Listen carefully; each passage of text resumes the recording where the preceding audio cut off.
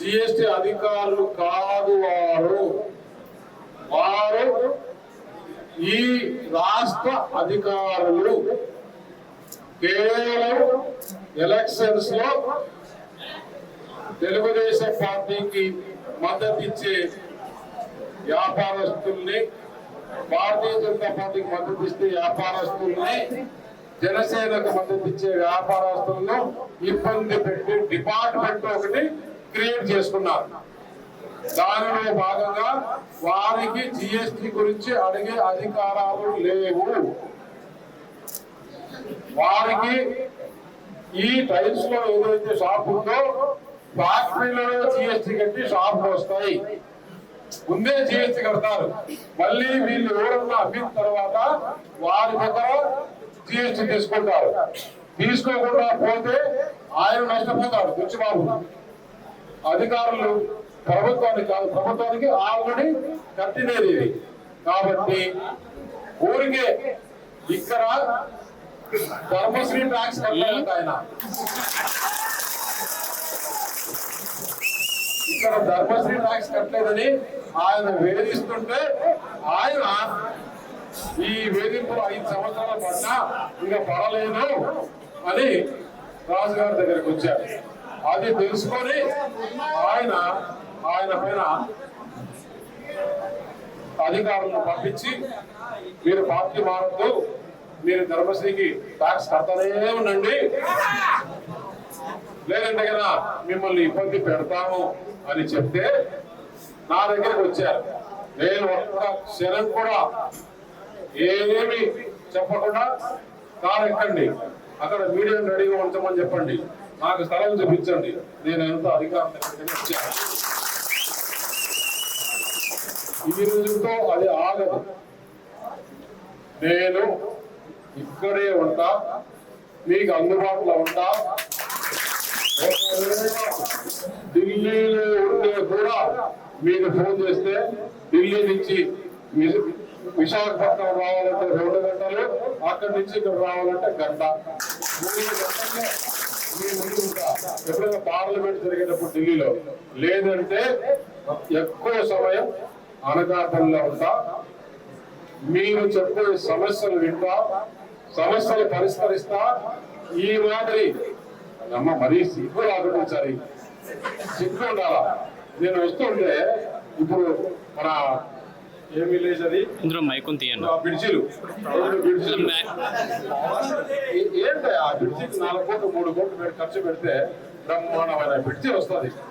ఆ మాత్రం కూడా చేసుకోకుండా మీరు ఇంకా ఈ ధర్మశ్రీని ఊర్లో తిరిగిస్తున్నారంటే మీరు గొప్పలు. ఇంకా రోడ్లు పెట్టుకొని ఉన్నారంటే నిజంగా మీరు ఓపికకు పెంచుకోవచ్చు. ఇక మీదగా అలా జరగవు. ఈ ప్రాంతంలో ఏదైతే ఈ రహదారులు అయితే ముఖ్యంగా వారి ఆరోగ్యం ఎందుకో ఆరోగ్యం పాడైపోతుంది. పెట్రోల్ ఖర్చు ఎక్కువ అవుతుంది. పెట్రోల్ ఖర్చు అయితే ప్రజలకే, ప్రతి ఒక్కరికి మోటార్ సైకిల్ డ్రైవరు ఉన్నాయి కదా, ఆ మోటార్ సైకిల్ ఎంత పెట్రోల్ కాలిపోతుంది. ఆ పెట్రోల్ కాలిపోతే కూడా మీరు ఆలోచన ఉంటుందంటే స్టేట్ గవర్నమెంట్ రెవెన్యూ వస్తుంది, ట్యాక్స్ వస్తుంది, ఆ ఆడు ఆలోచనతో ఇప్పుడు వచ్చింది గవర్నమెంట్. పెట్రోల్ ఎక్కువ ఖర్చు. మామూలుగా రోడ్లు బాగుంటే మనకు రోజుకు లీటర్ కూడా అవసరంలా. ఇప్పుడు రోడ్లు బాగాలైన దానివల్ల 2-3 లీటర్లు అవుతాం. కాబట్టి ఇక్కడ ఈ ప్రాంతం చెరుకు బాగా పండుతుంది. ఆ పండే చెరుకు మద్దతు ధర లేదు, చెరుకు కొనేవాడు లేదు. ఈ ప్రాంతంలో ఏదైతే ఇథనాలు, చెరుకు నుంచి ఇథనాలు తయారు చేసేదానికి అది పెట్రోల్ డీజిల్ కలపచ్చు. భారత ప్రభుత్వం ఆ ఇండస్ట్రీని ప్రోత్సహిస్తోంది. నేను చోడవరంలో ఇథనాల్ ప్లాంట్ పెట్టేదానికి గవర్నమెంట్ పనిలేదు వినండి.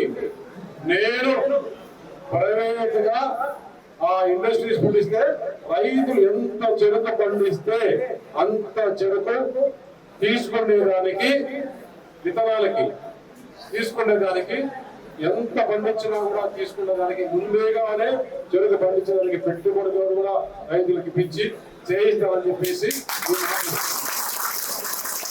ఈ దీంట్లో ఏమి ప్రభుత్వం జీవో ఇవ్వాల్సిన అవసరం లేదు, ప్రభుత్వం శాంక్షన్ చేయాల్సిన అవసరం లేదు. నేను ఇక్కడ ఉండే నాయకులకు అందరికి చెప్పిన ఒక 30 ఎకరాలు 40 ఎకరాలు ల్యాండ్ వాటర్ కావాలి, మంచి ల్యాండ్ ఉంటే చూపించండి. ఎంత కూడా ఈ ప్లాంట్ పెట్టేదానికి ప్రభుత్వం ప్రోత్సహిస్తా ఉంది. ప్రభుత్వం ఆ పాలసీ కూడా అనుమతి చేసింది. ఈ నాయకులకు ఎవరికైనా బుర్ర ఉంటాయి కదా, ఇక్కడ ఉండే నాయకులకి ఎవరికైనా బుర్ర ఉంటాయి కదా, రైతులకు ఏ విధంగా మేలు చేయాలి, ఏం చేయాలని. ఇది చేస్తే రైతులు బాగుపడతారు. వారు రైతులు బాగుపడడానికి ఇష్టం లేదు. ధర్మశ్రీకి ఏం కావాలా, సుబ్బారెడ్డికి ఏం కావాలా, అక్కడ ఉండే విజయసాయి రెడ్డికి ఏం కావాలో, జగన్మోహన్ రెడ్డికి ఏం కావాలో, నీకెంత నాకెంత అనే ఆలోచనలు ఉండరు. కానీ రైతులకు మేలు చేసే ఆలోచనలు లేరు. కాబట్టి ఇక్కడ చెరుకు ముఖ్యమైన పంట. ఆ చెరుకు ఎంత కావాలంటే అంత వేసుకునే దానికి, ఎంత కావాలంటే అంత ఇతరుల ఫ్యాక్టరీ తీసుకునే దానికి. అలాగే ఇక్కడ యువత ఎక్కువ ఉంది. ఆ యువతకు ఉద్యోగ అవకాశాలు వచ్చేదానికి ఏదైతే ఎలవెన్సీలో బ్యాండ్రిక్స్ ఉందో అలాంటి బ్యాండ్రిక్స్ వస్తే ఇక్కడ మహిళలకు ఉద్యోగం, అలాంటి పరిశ్రమలు తీసుకువచ్చడానికి నాకుండే కనెక్షన్లతో, నాకుండే అనుభవంతో చేస్తామని చెప్పేసి మీ అందరికీ తెలియజేస్తున్నా. వాళ్ళు చెప్పారు నేను దౌర్జన్యం, నేను ఎక్కడన్నా కానీ ఇంతవరకు నేను ఎక్కడన్నా భూ కబ్జా చేశానండి, ఎక్కడన్నా కానీ ఎవరినన్నా కానీ ఇక్కడ లేఅవుట్ వేసుకుంటే నువ్వు వేసుకున్న దానికి నాకెంత డబ్బులు ఇస్తావు, నువ్వు లేఅవుట్ వేసుకో అని ఎక్కడన్నా చేశానా? ఎక్కడన్నా కానీ ప్రభుత్వ భూమి ఆక్రమించుకున్నానా? ఎవరినైనా దౌర్జన్యంగా బుచ్చిబాబుని ఎట్లా ధర్మశ్రీ దోచుకున్నాడో అలాంటి ఒక ఎగ్జాంపుల్ ఎంతమంది బుచ్చిబాబులు ఈ చోళారంలో ఉండడం నాకు తెలుసు. ఒక్కొక్కరిని ఒకరోజు చూపిస్తా, ధర్మశ్రీకి పబ్లిక్ అందరికి ఇచ్చేస్తా. కాబట్టి అలాంటి రౌడీజానికి నేను పోను. అయితే మాత్రం చోడవరంలో ఉండే కార్యకర్తలకు, నాయకులకు ఎవరికి అన్యాయం జరిగినా ఆ అన్యాయం చేసే అన్యాయం చేసే వారి గుండెల్లో నిద్రపోవడానికి ఒక్క కార్యకర్తకు అన్యాయం జరిగినా సహించేది లేదు, ఒక్క నాయకుడికి అన్యాయం జరిగినా సహించలేదు. ఈ 5 సంవత్సరాల్లో వారు ఏ ఇబ్బందులు పెట్టినా కానీ మన ప్రభుత్వం జూన్ 4వ తారీఖు నుంచి బాగుంటుంది. ఆ కేసులన్నీ కూడా మాఫీ చేసే బాధ్యత, ప్లస్ ఎవరైతే అధికారులు అన్యాయంగా వారి పైన కేసులు పెట్టారో, లేదా అక్రమంగా ఎవరైనా భూములు దోచుకున్నారో, ఎవరైనా అక్రమంగా డబ్బులు దోచుకున్నారో అవన్నీ కూడా వడ్డీతో సహా తీర్పిచ్చి వారికి న్యాయం చేస్తారని చెప్పేసి భావిస్తున్నాం. మీరు ఇప్పటికే చూసింటారు ఈ ప్రాంతంలో రాజుగారు ఇంతకుముందు నాకు తెలుసు 2009లో ఎమ్మెల్యే చేశాడు, 14లో ఎమ్మెల్యే చేశాడు. నేను ఎప్పుడు సెక్రటరియట్ లో చూసినా ఈ ఇంత పెద్ద కట్ట పెట్టుకుంటాడు ఆయన. ఏంటయ్యా ఇంత మోసుకొని తిరుగుతా ఉంటా అన్న, మా ప్రాంతంలో చాలా సమస్యలు ఉన్నాయన్న. నేను ఎప్పుడు సీఎం దగ్గరికి చంద్రబాబు అడిగిపోతే సార్ ఇది సార్ ఏంటంటే సీఎం రిలీఫ్ ఫండ్ ఎప్పుడు కట్ట పెట్టుకోమంటారు. ఆయన కూడా ఏంటయ్యా మీ చూడడంలోనే ఇంతమందికి సీఎం రిలీఫ్ ఫండ్, ఇంతమందికి ఆరోగ్యం బాగాలేదంటే అవును సార్ అంటే ఆ మాదిరి కార్యకర్తల పనులు చేయించుకునే నాయకుడు నిజంగా నేను ఎప్పుడు చూసినా ఎప్పుడున్నా మీకు పని చేసినా మాకు 4 రూపాయలు ఇస్తాను అడిగిన బాగా ఉన్నా. మీరు ఒకటే చెప్పండి, రాజు గారిని పక్కన పెట్టి ధర్మశ్రీ పక్కన పెడితే ఎట్లుంటది? మక్కకు బాగలానికి అంత తేడా ఉందో అంత తేడా ఉంది. ఇది మీరు మహిళలకు అందరికీ చెప్పాలా. ఇళ్ళకి పోయి అమ్మఒడి ఇస్తున్నాడు, నాన్న జోబు ఖాళీ చేస్తున్నాడు, అమ్మఒడి ఇస్తున్నాడు, నాన్న జోబు ఖాళీ చేస్తున్నాడు. కాబట్టి తెలియదు మీకు, లాంగ్ టర్మ్ లో అందరి ఆరోగ్యం పాడు చేస్తున్నాడు. ఇక్కడ గంజాయి పెంచి పోషిస్తున్నాడు. అతనికి డబ్బు కావాలా? జగన్మోహన్ రెడ్డికి డబ్బు అదే పిచ్చిందో అక్కడ శశికళ అయిపోయినట్లు అయిపోతాడేమో రాష్ట్రం. అప్పుడు ఏమైంది? ఆమె దగ్గర మొత్తం దోచుకొని ఆమె పవన్ లేకుండా పోయింది, డబ్బు లేకుండా. అట్లా ఇతను డబ్బులు ఇంట్లో దోసి ఆ దేశంలో ఈ దేశంలో అక్కడ పెట్టుకుంటే వాడు కొట్టేస్తాడు. ఈ 10 నిమిషము అందుకే అధికారం వస్తే అతను ఏ దేశంలో దాచిపెట్టినా, ఏ రాష్ట్రంలో దాచిపెట్టినా, ఏ రూపంలో దాచిపెట్టినా కూడా తీసుకొచ్చి మళ్ళా ప్రజలకు పంచే బాధ్యత ఈ కూటమి. ముఖ్యంగా ఇక్కడ మీకు అందరికీ తెలుసు, సైకిల్ గుర్తు మీకు ఎమ్మెల్యేకి మొట్టమొదటిగా ఇచ్చే బ్యాలెట్ కమలం. ఆ కమలం గుర్తు పైన ఓటేస్తే ఈయన మీరు సైకిల్ పైన ఓటేస్తారు కదా, ఈ సైకిల్ ఎక్కి నేను ఢిల్లీ కమలం ప్రధానమంత్రి మీకు నన్ను మీరు ఒక ఓటేసి ఎంపీగా చేస్తే నేను దానికి ఇంకొకటి తెచ్చుకుంటాను ఢిల్లీలో. ఏమాత్రం అనుమానం లేదు. 1+1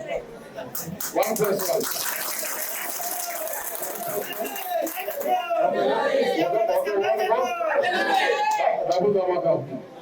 కాబట్టి ప్రతి ఒక్క ఇంట్లో లేడీస్ కి అమ్మ పార్లమెంట్ అభ్యర్థికి బీజేపీ వాళ్ళకి మొదటగా స్లిప్ ఇచ్చే దాంట్లో కమలం గుర్తు వేయండి, మళ్ళీ రెండవ స్లిప్ కు సైకిల్ గుర్తుకు ఓట్లు వేయండి.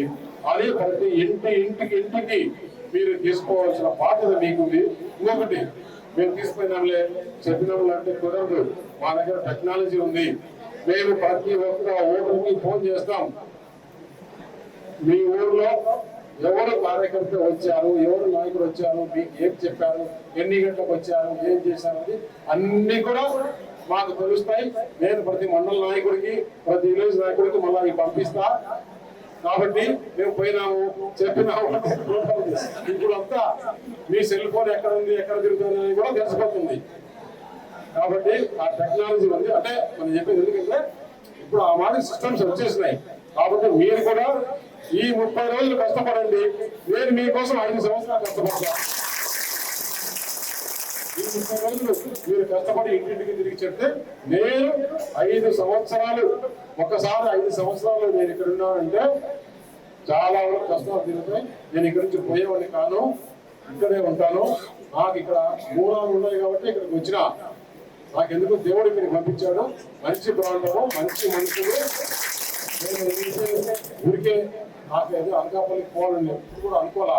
ఆ ప్రధానమంత్రి నరేంద్ర మోడీ గారు మనకు భారతీయ జనతా పార్టీకి ఈ సీట్లు వచ్చినాయి. అనకాపల్లికి నువ్వైతే సూట్ అవుతావు. అక్కడ చాలా వెనుకబడి ప్రాంతం, అక్కడ యువత ఎక్కువగా ఉంది. ఆ యువతకు పరిశ్రమలు కావాలంటే అక్కడ మంచి వాతావరణం కల్పించాలా, డబుల్ ఇంజిన్ సర్కార్ ఉండాలా, ఆ సర్కార్లో నువ్వు ఉండాలా అని పంపిస్తే.